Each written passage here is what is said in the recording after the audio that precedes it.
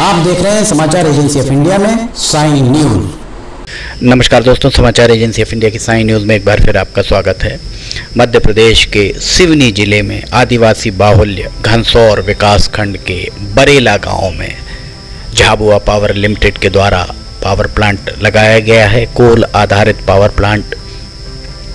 इस power plant की संस्थापना 2010-2011 में की गई थी। उस दौरान भी यहाँ पर होने वाली विसंगतियों के बारे में समाचार एजेंसी ऑफ इंडिया के द्वारा लगातार प्रकाश डाला जाता रहा है।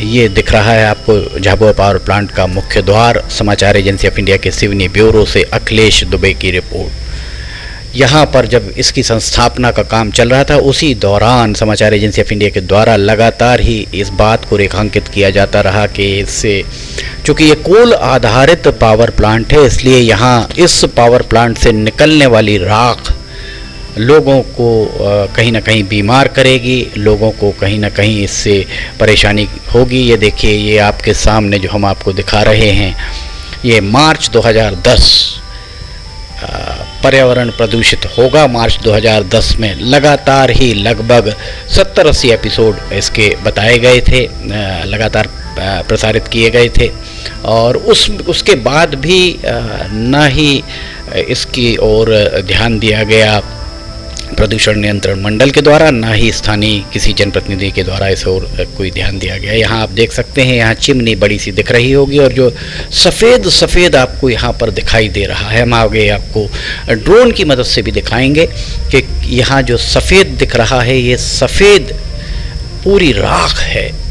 ये राख जल स्रोतों में जा रही है, जल स्रोत बहुत बुरी तरह प्रभावित हो रहे हैं। इसके अलावा आसपास जो गांव हैं, उन गांवों में भी लोगों के स्वास्थ्य पर प्रतिकूल प्रभाव इसके जरिए पड़ रहा है। समाचार एजेंसी ऑफ इंडिया के सिवनी ब्यूरो से अखिलेश दुबे की रिपोर्ट। घनसौर का ये नज़ारा हम आपको दिखा रहे हैं। अब लोग इसे बीमारी का प्लांट भी कहने लगे हैं।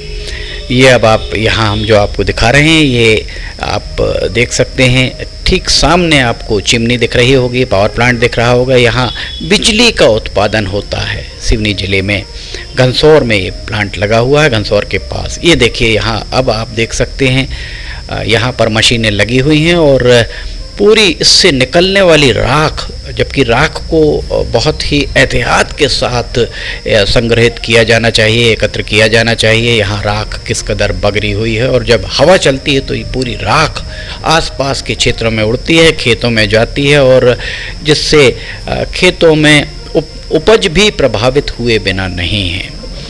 समाचार एजेंसी ऑफ इंडिया के सिवनी ब्यूरो से अखिलेश दुबे की रिपोर्ट। 2010 से लगातार ही समाचार एजेंसी ऑफ इंडिया के द्वारा ये बात रेखांकित की जा रही है, बताई जा रही है कि यहाँ जो पावर प्लांट लगाया जा रहा है, उस पावर प्लांट के लगाने से यहाँ किस तरीके की परेशानियाँ सामने आ सकती हैं। देखा जाए तो ये लगभग 12,000 करोड़ रुपए की लागत से इस प्लांट की संस्थापना की गई थी अवंथा समूह के द्वारा। अवंथा समूह के सहयोगी प्रतिष्ठान मेसर्स झाबुआ पावर लिमिटेड के द्वारा इस पावर प्लांट की संस्थापना की गई थी। सिवनी जिले में यह पावर प्लांट लगा है। विडंबना ही कही जाएगी कि सिवनी जिले में पावर प्लांट लगने के बाद यहाँ सिवनी के लोगों को इसका कोई लाभ शायद ही मिल पाया हो। यहाँ जितने भी कर्मचारी कार्यरत हैं, उसमें सिवनी जिले के निवासी कितने कर्मचारियों को रोजगार दिया गया है, इस बारे में भी शायद ही कोई जानता हो। यहाँ से उत्पादित होने वाली बिजली का कितना हिस्सा सिवनी जिले को मिल पा रहा है, इस बारे में भी शायद ही कोई जानता हो।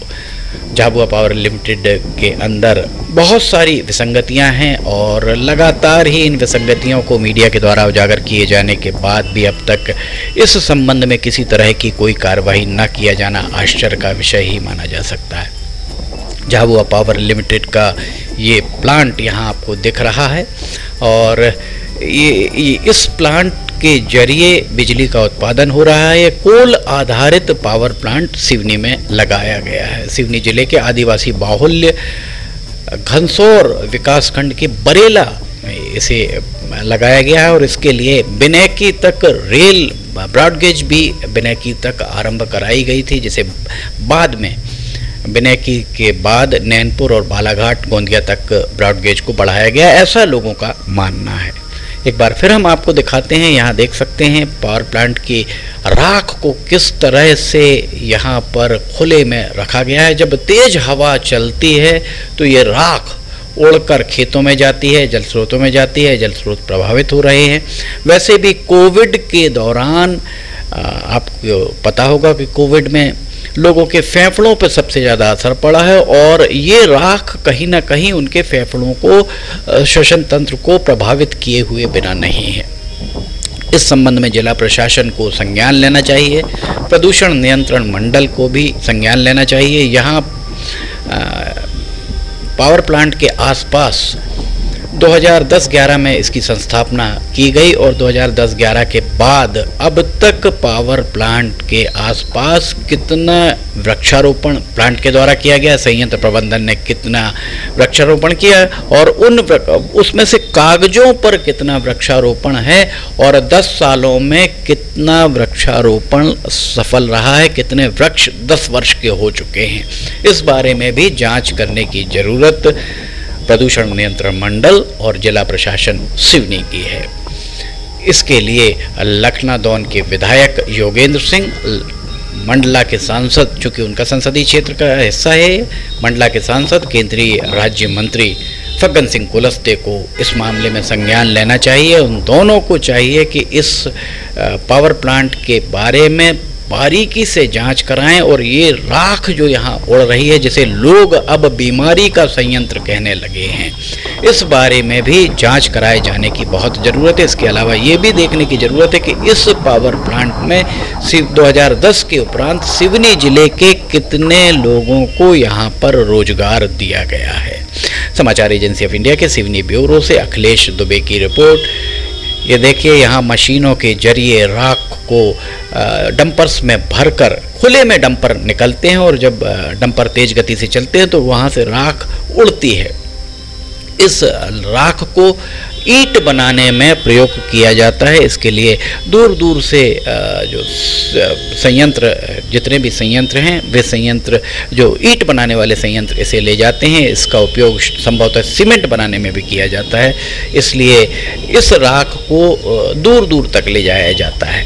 समाचार एजेंसी ऑफ इंडिया के सिवनी ब्यूरो से अखिलेश दुबे की रिपोर्ट। अगर आपको समाचार एजेंसी ऑफ इंडिया की साइन न्यूज़ में खबरें पसंद आ रही हैं तो आप इन्हें लाइक, सब्सक्राइब, शेयर जरूर कीजिए।